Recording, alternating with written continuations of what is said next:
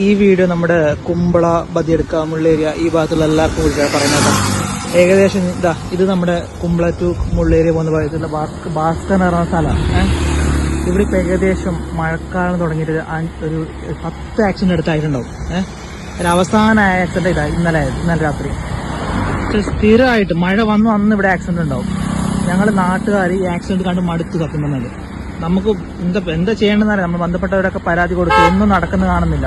ഈ റോഡിന്റെ എന്താ പ്രശ്നം നമുക്കറിയില്ല. മഴ വന്ന ഇവിടെ എന്തായാലും ആക്സിഡന്റ് ആവും. അപ്പോൾ നിങ്ങൾ ഈ വീഡിയോ കാണുന്ന എല്ലാവരും, പ്രത്യേകിച്ച് നമ്മുടെ കുമ്പള ശാന്തിപ്പള്ള ഇങ്ങോട്ടൊക്കെ വരുന്ന ആൾക്കാരൊക്കെ ശ്രദ്ധിക്കുക. പറ്റുന്നത്ര ഈ റോഡിൽ കൂടെ പോകുമ്പോൾ നിങ്ങൾ മഴക്കാലത്ത് എങ്ങനെ കുറച്ച് സ്ലോ പോവുക.